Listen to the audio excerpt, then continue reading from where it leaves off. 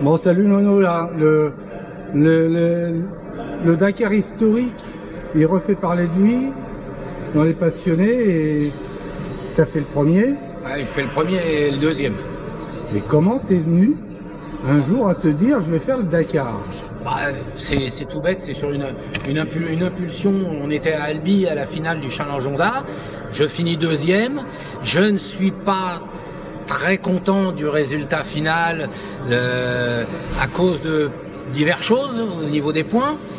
Je lis Motojournal et je vois la présentation du Paris-Dakar et je me dis je vais faire le Dakar parce que là au moins tout le monde a la même moto et parlons franchement, on ne peut pas tricher dans le désert, hein, c'est du sable, on a tous la même moto.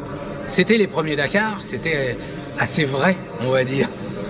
Et donc je suis parti dans une aventure complètement à l'opposé de la course de vitesse moto. J'avais jamais fait de tout terrain de ma vie, jamais. Et je suis parti du Trocadéro. Et t'es arrivé au Trocadéro en moto? Non, je suis arrivé au Trocadéro en métro. Ah oui, en métro, à 6h30 du matin, et je me demandais vraiment ce que je faisais là, et j'ai découvert ça chaque jour.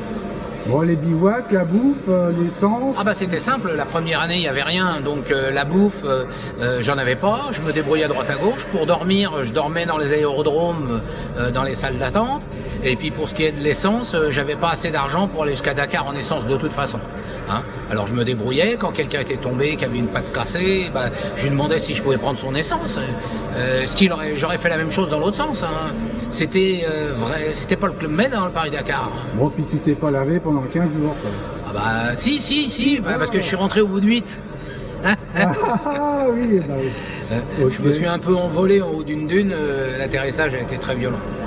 Mais bon, t'as mis ton nom, et puis dans tes collègues du Dakar, là, ils ont souvenir de toi. Hein. Il y a beaucoup qui me parlent. C'est très gentil parce que c'est une grande expérience humaine pour moi.